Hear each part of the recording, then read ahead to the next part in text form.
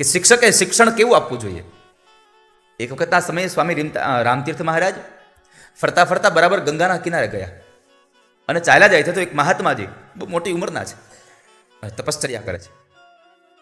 એટલે સ્વામી રામતીર્થ મહારાજ ત્યાં ગયા, એમને વંદન કર્યા, બેઠા છે અને વાતો કરતા હતા. અને એ વાતોમાં સ્વામી રામતીર્થ મહારાજે પ્રશ્ન કર્યો કે બાપજી, આપ આ તપશ્ચર્યા કેટલા સમયથી કરો છો? પેલા સંત મહાત્માજી કહ્યું કે ભાઈ, હું આ તપશ્ચર્યા છેલ્લા 40 વર્ષથી કરું છું. કેટલા વર્ષથી? 40 વર્ષથી કરું છું. 40 વર્ષથી? હા, 40 વર્ષથી કરું છું. સ્વામી રામતીર્થ મહારાજે પ્રશ્ન કર્યો તો બાપજી, તમને 40 વર્ષની તપશ્ચર્યા કરી, તમને આ 40 વર્ષમાં ઉપલબ્ધિ મળી શું? તમે 40 વર્ષ કંઈક કામ કર્યું, તમને મળ્યું શું? એ તો કહો મને. સંત કહે છે, મેં જે 40 વર્ષની તપશ્ચર્યા કરીને એ તપશ્ચર્યામાં મને આ ગંગાના પાણી ઉપર મને ચાલતાની સિદ્ધિ મળી ગઈ છે. ગંગાના જળ ઉપર ચાલી શકું એવી સિદ્ધિ છે મારી પાસે. કેટલું અદ્ભુત થયું કે પાણી ઉપર હાલવું એટલે અઘરું નહીં. સહેલું કે અઘરું છે પાણી પર હાલવું? બહુ કઠિન છે ને પાણી પર હાલવું. આપણને કોઈ કેમ કે હું પાણી પર આમ ચાલી શકું છું તો આપણને કેટલું આમ નવાઈ લાગે, ઓહો તમે પાણી પર હાલી શકો. પણ લેશ માત્ર પણ એનો પ્રભાવ સ્વામી રામતીર્થ મહારાજ ઉપર ન પડ્યો. બસ તમે પાણી પર ચાલી શકો 40 વર્ષની આ તપશ્ચર્યામાં. તમારી આ ઉપલબ્ધિ સાવ સામાન્ય છે. રામતીર્થ મહારાજ કહે, તમારી આ ઉપલબ્ધિ સાવ સામાન્ય છે. સંત કહે છે કે હું પાણી ઉપર ચાલુ, આ ઉપલબ્ધિ સામાન્ય છે. સ્વામી રામતીર્થ કહે છે કે હા, મારા માટે આ તમારી ઉપલબ્ધિ સાવ સામાન્ય છે. કારણ તમે જે આ 40 વર્ષની આ તપશ્ચર્યામાં જે આ પાણી પર હાલવાનું કરો છો એ તો નાવવાળો 2 કોડીમાં સામે ઉતારી જાય છે. 2 પૈસામાં નાવમાં બેસો તો સામે ઉતારી દે છે, એમાં ક્યાં મોટી નવાઈ છે? સ્વામી રામતીર્થ મહારાજનો કહેવાનો ભાવાર્થ એવો છે, શિક્ષણ એવું હોવું જોઈએ કે પોતાને જ ઉપયોગી થાય એવું નહીં, પોતાએ મેળવેલી તપશ્ચર્યાથી મેળવેલી સિદ્ધિઓ આ જગતને પણ કામ આવે એવું શિક્ષણ હોવું જોઈએ. વાલા, બધાને કામ આવવું જોઈએ.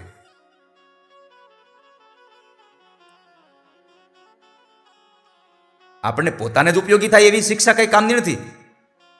આપણી પાસે શિક્ષા એવી હોવી જોઈએ કે આ સમાજને પણ એને કામ આવે, પરિવારને કામ આવે, આ રાષ્ટ્રને કામ આવે.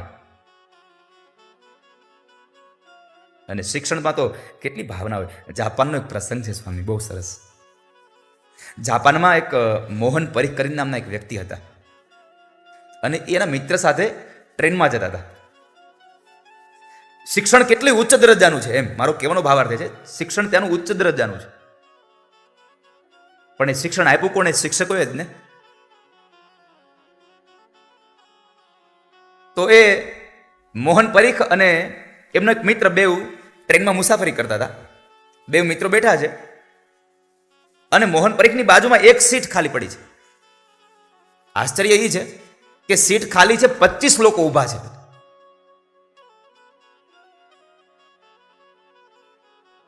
આપણે શું કરીએ? સાચું કહેજો, આપણે શું કરીએ? આપણે અંદર તો પછી જઈ પહેલા બારીએથી રૂમાલ નાખી દઈએ.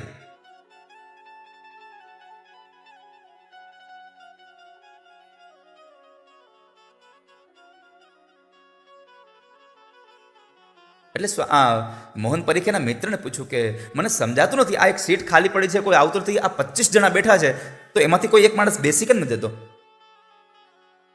અને ત્યારે એના મિત્રે બહુ સરસ વાત કરી હતી કે સાંભળ ભાઈ, આ દરેક જે 25 વ્યક્તિ ઊભા છે ને એ એવું વિચારે છે કે આ સીટ મારા માટે નહીં, કોઈ બીજાને કામ આવે એટલા માટે ભલે ખાલી રહ્યા છે. પોતાનો સ્વાર્થ ન વિચારે. શિક્ષણ એ છે અંગત સ્વાર્થ ન વિચારે, બધાનું કલ્યાણ થાય, બધાનું. અને જિંદગીમાં મારી એક વાત યાદ રાખજો, અંગત સ્વાર્થ માટે કોઈ દી કશું ન કરવું. અંગત સ્વાર્થમાં કોઈકનું ક્યારેક અહિત થઈ જાય. સ્વાર્થની વાત, અંગત સ્વાર્થની એક મને પ્રસંગ યાદ આવ્યો.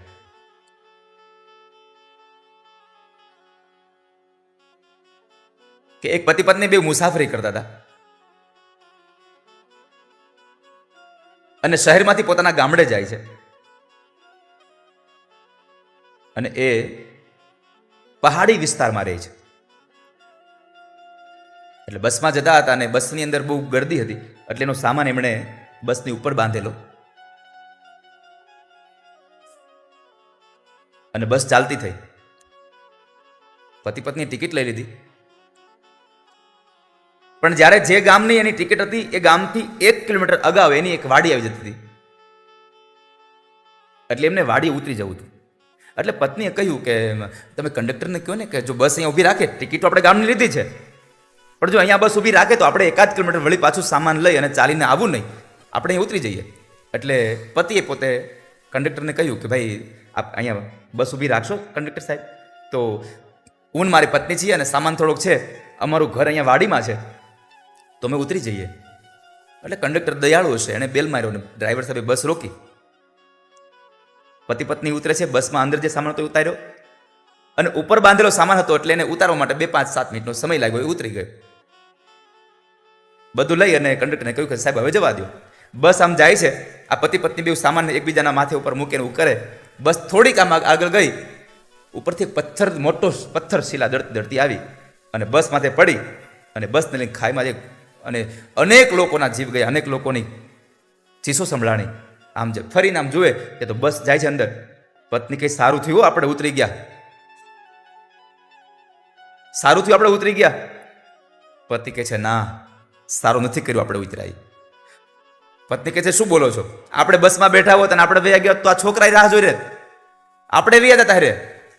અને ત્યારે પતિએ બહુ સુંદર જવાબ આપ્યો કે આપણે બેઠા રહ્યા હોત ને તો આપણે ઉતરવામાં અને સામાન ઉતરવામાં જે 10 મિનિટનો સમય બગાડ્યો ને એ સમય બગડ્યો ન હોત. પથ્થર ઉપરથી નીચે આવે ને પેલા બસ નીકળી ગઈ હોત, કેટલાય જીવાતમાં બચી ગયા હોત, કેટલા જીવ બચી ગયા હોત. બસ મારો કહેવાનો ભાવાર્થ એટલો છે બાપ, નિજ સ્વાર્થ માટે કોઈનું અહિત ન થાય એવું કરવું. પોતાનો સ્વાર્થ ન થાય તો કાંઈ નહીં, પોતાનું કાંઈ ન થાય તો કાંઈ નહીં, પણ કોઈનું ખોટું ન કરવું, કોઈનું ખરાબ ન કરવું ક્યારેય.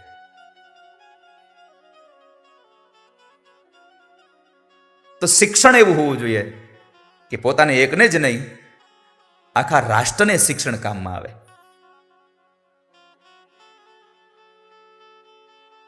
તો સુદામાની એ કથા છે, અદ્ભુત કથા છે. સાંભળ રાજા, સાંદીપની ઋષિના આશ્રમમાં અભ્યાસ કરતા અને એ અભ્યાસમાં સુદામા અને ભગવાન કૃષ્ણદેવ અંતરંગ સખા હતા. અભ્યાસ સંપન્ન થઈ હતી પછી બે પોતપોતાના પરિવાર સાથે જ્યારે રહેતા હતા એમાં બરાબર સુદામદેવ બ્રાહ્મણ અતિ ગરીબ છે, પણ ભાગવતકાર તો એમ કહે છે કે સુદામાને બ્રાહ્મણને ગરીબ કહી અને કોઈ ગાળો ન દેશો. કારણ સુદામા પાસે સંપત્તિનું ધન નહોતું, પણ એની પાસે ભક્તિનું ધન અમાપ હતું. ભક્તિનું ધન અમાપ હતું એની પાસે.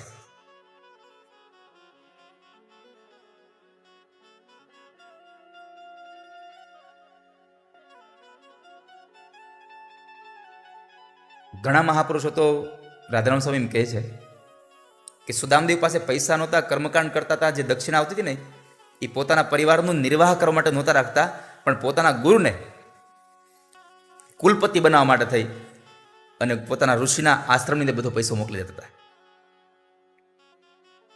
અને કુલપતિ બનવું હોય તો 10,000 વિદ્યાર્થીઓ જોઈએ.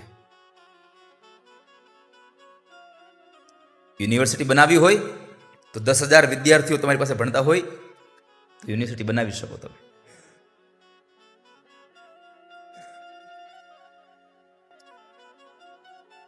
પણ અહીંયા નિર્ધન બ્રાહ્મણ બતાવ્યા છે. પણ સુદામા માટે ભગવાન ભાગવતીમાં શ્લોક અદ્ભુત લખ્યો છો. સુદામાની ઓળખાણ તો તમે જુઓ. કૃષ્ણસ્યાસીત સખા કશ્ચિત બ્રાહ્મણો બ્રહ્મવિત્તમ વિરક્ત ઇન્દ્રિયાર્થેષુ પ્રશાંતાત્મા જીતેન્દ્રિય.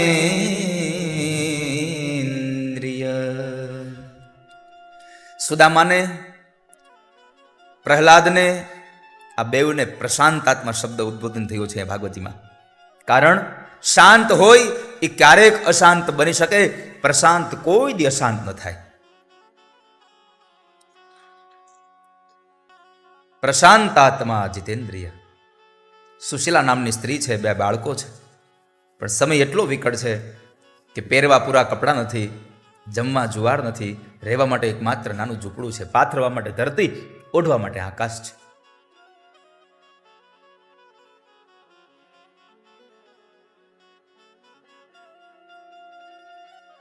એક વખતના સમયે સુદામદેવ બ્રાહ્મણના 2 બાળકોએ એની મા સુશીલાને કહ્યું કે માં,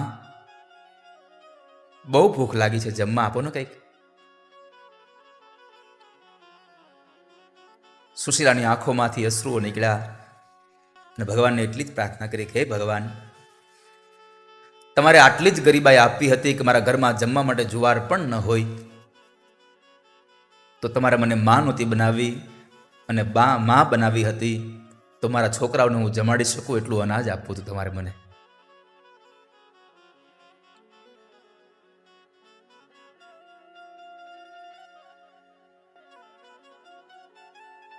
ભગવાનને પ્રાર્થના કરીને એ સમયે સુશીલાને યાદ આવ્યું કે મારા પતિ એમ કહેતા હતા કે દ્વારિકાવાળા મારા મિત્ર છે, અમે સાથે ભણતા બેઉ.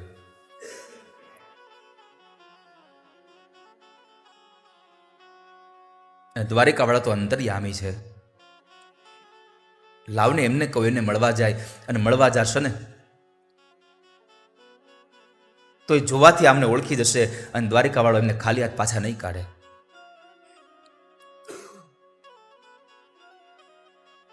એટલે સુશીલાએ પોતાના પતિ સુદામદેવ બ્રાહ્મણને કહ્યું,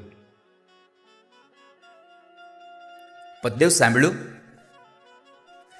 તમે એક વખત વાત કરતા હતા, ખબર છે કે તમે સાંદીપની ઋષિના આશ્રમમાં ભણતા ત્યારે દ્વારિકાવાળા કૃષ્ણ તમારા મિત્ર છે? અરે હા સુશીલા, હું ને કૃષ્ણદેવ સાથે ભણતા. તો તમે એને મળી આવો ને. સુદામદેવ બ્રાહ્મણ કહે છે, અરે સુશીલા, એ ક્યાં રહેતા હોય કેમ ખબર પડે મને? હું એને ક્યાં મળવા જાઉં? સુશીલાએ તરત કીધું, એ મને ખબર છે, એ દ્વારિકામાં રહે છે.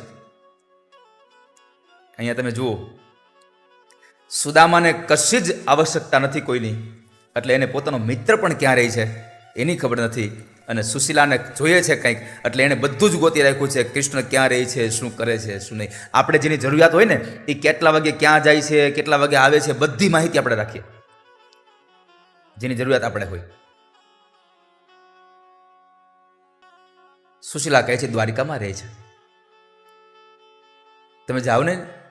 સુદામદેવ સમજી ગયા એટલે કહે છે, અરે સુશીલા, તમને તો ખબર છે કે મારે અયાચક વ્રત છે, અને યાદ રાખજો, ભલે લખ્યું અહીંયા કે સુદામા બ્રાહ્મણ ગરીબ છે, પણ વ્યાસપીઠથી કહેવાનો આનંદ થાય છે કે આ ધરતીનો સૌથી ધનવાનમાં ધનવાન માણસ કોઈ હોય તો સુદામા બ્રાહ્મણ પોતે છે. કારણ પોતાને પાસે અંગોને ઢાંકવા માટે કપડાં નથી, ખાવા માટે જુવાર નથી, રહેવા માટે ઘર નથી, અને છતાં પણ કોઈની પાસે ક્યારેય માગું નહીં. આવું અયાચક વ્રત લેવું, આનાથી મોટામાં મોટો ધનિક બીજો હોય કયો? અત્યારનો અબજોપતિ માણસ મંદિરે જઈને પણ ભગવાન પાસે કંઈક ને કંઈક માગતો હોય. સુદામાએ કશું જ ન માગું, અને 2 હાથવાળા પાસે તો નહીં, 1000 હાથવાળા હરિ પાસે પણ ન માગું કોઈ દિવસ.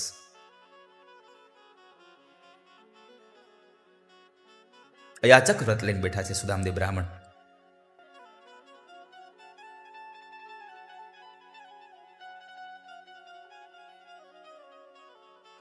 સુશીલા, હું ક્યાં જાઉં? તમને તો ખબર છે મારે અયાચક વ્રત છે. સુશીલા કહે છે, અરે પ્રભુ, હું તમને માગવા જવાનું ક્યાં કહું છું? અરે હું તો તમને તમારા મિત્ર છે કૃષ્ણ, એટલે એને મળવા જવાનું અને દ્વારિકાના નાથના દર્શન કરવા જવાનું કહું છું. દ્વારિકા જઈ આવો અને દર્શન કરી આવો. સુદામા કહે છે, સુશીલા, કૃષ્ણના દર્શન કરવા માટે મારે દ્વારિકા જવાની જરૂર નથી.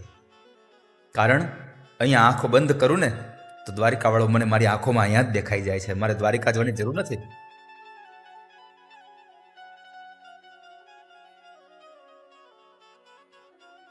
પણ સુદામાને થયું કે લગ્ન થયાના આટલા વર્ષો વીતી ગયા, મારી પત્નીએ મારી પાસે કશું જ નથી માગ્યું ક્યારેય. આજે પહેલી વાર કશું માગ્યું છે, અને એ પણ દ્વારિકાવાળાના દર્શને જવાનું. વળી વિચાર આવ્યો, કોઈના ઘરે જવું હોય તો ખાલી હાથ ન જવું.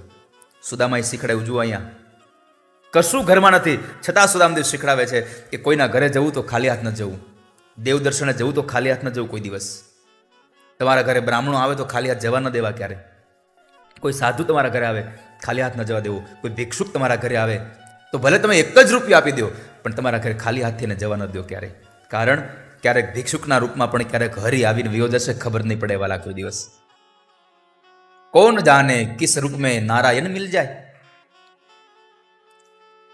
બલિરાજા ક્યાં ઓળખી શકાતા કે આ તો વામન નહીં, આ તો સ્વયં ભગવાન વિષ્ણુ પોતે છે.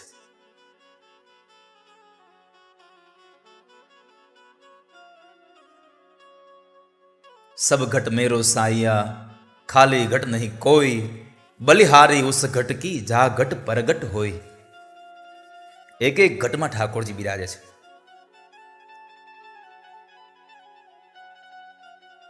એક એક જીવાત્માની અંદર પરમાત્મા બિરાજે છે.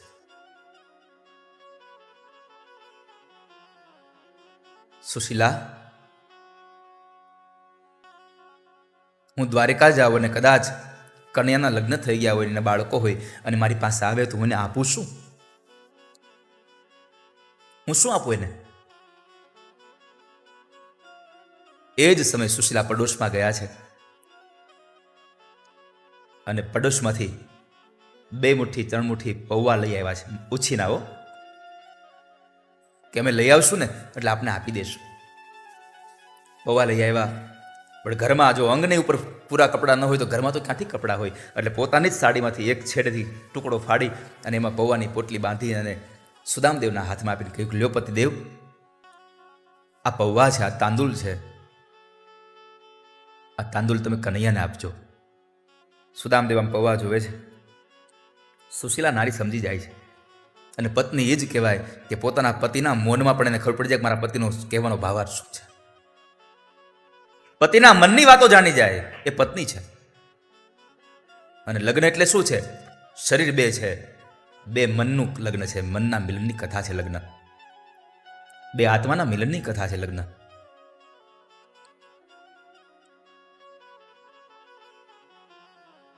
અને સુશીલાએ તરત જ કીધું, અરે પતિદેવ સાંભળો, કદાચ તમને આ પૌવાની પોટલી દેતા જરાક શરમ આવે ને તો ચિંતા ન કરતા, તમે કનૈયાના હાથમાં આ પોટલી આપીને એટલું કહેજો કે લે કનૈયા, તારી ભાભીએ તારા માટે કંઈક મોકલાવ્યું છે. ટૂંકી એવી પોતડી પહેરી છે સુદામદેવ બ્રાહ્મણે, ખંભે એક ફાળિયું છે, હાથમાં એક લાકડી છે અને ડાબા ખંભે જનોઈ છે. બસ આટલી એની મૂડી છે, આનાથી વિશેષ કશું જ નહીં. અને પૌવાની પોટલીને લઈને નીકળે છે. ચલે શામ સુંદર સે મિલને સુદામા, ચલે શામ સુંદર સે મિલને સુદામા, ચલે શામ સુંદર સે મિલને સુદામા, ચલે શામ સુંદર સે મિલને સુદામા. मार्ग में गाते चले हरे कृष्ण रामा, मार्ग में गाते चले हरे कृष्ण, मार्ग में गाते चले हरे कृष्ण रामा, मार्ग में गाते चले हरे कृष्ण रामा, चले श्याम सुंदर से मिलने सुदामा, चले श्याम सुंदर से मिलने सुदामा, चले श्याम सुंदर से मिलने सुदामा, चले श्याम सुंदर से मिलने सुदामा. मार्ग में गाते चले हरे कृष्ण रामा, मार्ग में गाते चले हरे कृष्ण રામ मार्ग में गाते चले हरे कृष्ण रामा मार्ग में गाते चले हरे कृष्ण राम चले श्याम सुंदर से मिलने सुदामा चले श्याम સુદામદેવ બ્રાહ્મણ ચાલતા ચાલતા નીકળ્યા છે. એક તો ઘણા દિવસોના ઉપવાસ થઈ ગયા છે, શરીર સાવ દુબળું પાતળું બની ગયું છે. લાકડીના ટેકે ચાલ્યા જાય.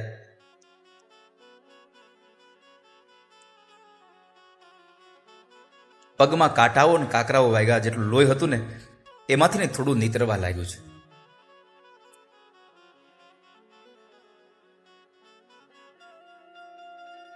પોરબંદરની બહાર નીકળ્યા ને ત્યાં થાકી ગયા છે. એક વૃક્ષના છાયા નીચે બેસી જાય છે. જરા આડે પડ થયા, નિંદર આવી ગઈ. આ બાજુ ભગવાન વૈકુંઠ હાથી ફટીને નારાયણને કોઈ પડીક મારો સુદામો દ્વારિકા જાય છે. ભગવાને ગરુડજીને આજ્ઞા કરી કે જાવ ગરુડ, પોરબંદરના બહાર દ્વારિકાના માર્ગ ઉપર એક બ્રાહ્મણ સુદામા એમને લઈ અને દ્વારિકાની બહાર એને વૃક્ષ નીચે સુવાડી આવો. પોરબંદરથી અહીં સુદામાને ઉપાડીને દ્વારિકા પહોંચાડ્યા. સમય થોડોક વ્યતીત થયો અને જાગીને થોડુંક અમથું ચાલે ત્યાં એક નગર દેખાય છે. વટે માર્ગોને પ્રશ્ન કર્યો, ભાઈ આ કયું શહેર છે, કયું નગર છે? અરે ભૂદેવ, આ તો દ્વારિકા છે. સુદામા કે દ્વારિકા આટલું જલ્દી આવી ગયું? ભરોસો ન બેઠો એમને. બીજા વટે માર્ગોને આગળ જઈને પ્રશ્ન કર્યો કે ભાઈ આ કયું શહેર છે? અરે ભૂદેવ, આ તો દ્વારિકા છે. ઓહો, તો મને બતાવો ને દ્વારિકાના નાથનો મહેલ ક્યાં છે?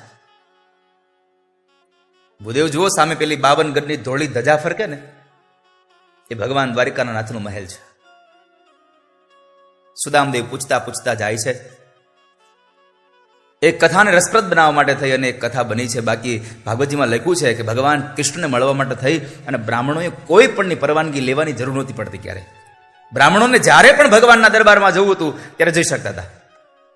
પણ એ કથાને આનંદિત બનાવવા માટે થઈ અને કથા બની છે કે દ્વારપાળે રોયકા, કોણ છો, ક્યાંથી આવો છો?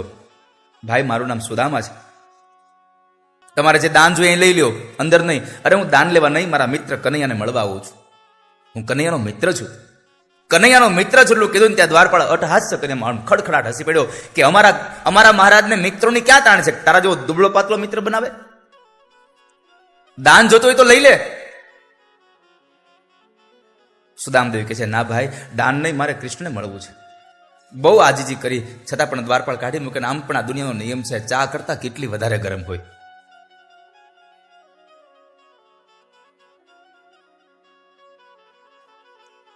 પણ સાથે સાથે એ પણ કહું, ક્યારેક એ વ્યવસ્થાના ભાગરૂપે એ લોકોને કરવું પડતું હોય છે.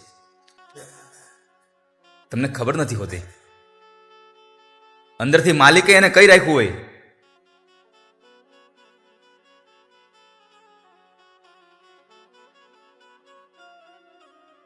અને એ નોકરી જેની કરે છે એના માલિકની આજ્ઞાનું પાલન કરવું એનું ફરજ છે. પણ બીજો એક દ્વારપાળ હતો, જરા વિવેકી હતો અને જરા જ્ઞાની હતો. એ ભાઈ શું કરે છે? ગમે તેમ તો બ્રાહ્મણ છે, અપમાન ન કરીશ.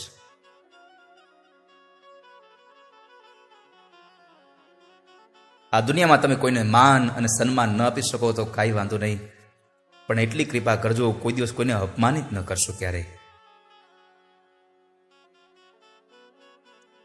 અપમાનિત ન કરશો. અને એ સમયે પેલા બીજા દ્વારપાળે હાથ જોડીને કહ્યું, બાપજી માફ કરજો, અમારા ભાઈથી ભૂલ થઈ ગઈ, હવે બીજી વખત આવું નહીં થાય, ચિંતા ન કરતા, માફ કરો. પણ આપ અહીંયા ઉભા રહ્યો. તમે કોણ છો, ક્યાંથી આવો છો, આપનું નામ આપો, હું તમારી ઓળખાણ મારા મહારાજને જઈને આપું. જોઈ મને એમ કહેશે કે અંદર આવવા દો તો હું તમને જવા દઈશ, નહીં તો અંદર નહીં જવા દઉં. સુદામદેવ કહે છે, ભલે ભાઈ, એક કામ કરો, તમે જઈને ખાલી એટલું કહો ને કે હું પોરબંદરથી આવું છું, મારું નામ સુદામો છે ને હું કનૈયાનો મિત્ર છું. આપ અહીં ઉભા રહ્યો. દ્વારપાળ અંદર જાય છે. ભગવાન એ સમય ભોજન કરી અને બરાબર પરવારીને બેઠા હતા. હજી પાનના બીડલા રૂકમણી આપે છે. અષ્ટપટરાણીઓ ભગવાનને ચમર ઢોળે છે. અને એ સમયે દ્વારપાળ આવી ભગવાનનો જય ઘોષ કરીને કહ્યું, ભગવાન દ્વારિકાનાથનો જય હો મહારાજ. કહો ભાઈ, શું સમાચાર લાવ્યા છો?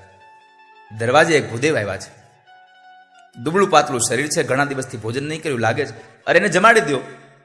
પ્રભુ, એ જમવાની ના પાડે છે. અંગ ઉપર પૂરા વસ્ત્રોથી એને વસ્ત્રો આપી દો. પ્રભુ, એ વસ્ત્રો લેવાની ના પાડે છે. એ તમને મળવાની હઠ લઈને બેઠા, મારે કૃષ્ણને મળવું છે, મારે કૃષ્ણને મળવું છે. હું કનૈયાનો મિત્ર છું, હું કનૈયાનો મિત્ર છું. મારો મિત્ર? હા પ્રભુ, એ તમારા મિત્ર છે એમ કહે છે. અને એમ કેવડાવે છે કે તમે કૃષ્ણને જેને એટલું કહો ને કે હું પોરબંદરથી આવું છું અને મારું નામ સુદામો છે. ભગવાને સુદામો શબ્દ સાંભળ્યા અને ભગવાન એકદમ દોડ્યા. મારો સુદામો આવ્યો, મારો સુદામો આવ્યો, મારો બાળપણનો સખો આવ્યો. ભગવાન એકદમ દોડ્યા છે. દોડ્યા એટલું નહીં, લખ્યું છે કે ભગવાને ન પગમાં પગરખા પહેર્યા. અને ભગવાન જયારે 56 સીડી ઉતરતા હતા ને, તો એ સમયે ભગવાનનું એક ઉત્તરીય અંગ ઉપરથી પડી ગયું. ભગવાન એને લેવા પણ ઉભા નથી રહ્યા. રૂકમણી આદિ આ પટાણીઓ વિચાર કરે કે આવો મિત્ર કોઈ જોયો નથી, આ કોણ? ભગવાન દરવાજે જઈ અને સુદામાને તે એકદમ તેડી પોતાની બાથમાં નાખી અને સુદામાને ગોળ ગોળ ફેરવીને કહે છે, સુદામા ક્યાં હતો ત્યાં સુધી તું? તને તારા કનૈયાની યાદ ના આવી કોઈ દિવસ? કૃષ્ણએ સુદામાને બાથ ભીડી છે અને સુદામાએ કૃષ્ણને બાથ ભીડી છે. બેયની આંખોમાંથી હર્ષના અશ્રુઓનો પાર નથી રહ્યો સાહેબ. બેય રડે છે.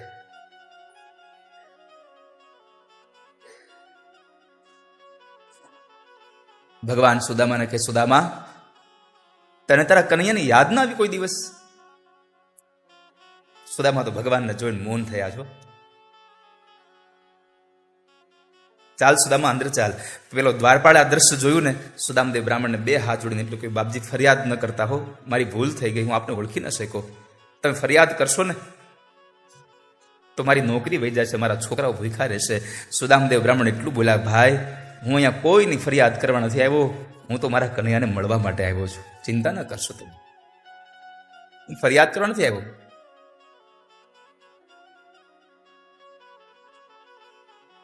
ભગવાન લઈ જાય છે અને સુદામદેવ બ્રાહ્મણને લઈ ગયા તો ખરા. ભગવાન પોતાના શયનખંડમાં લઈ ગયા ને ભગવાન પોતાના પથારી પર બેસાડે છે.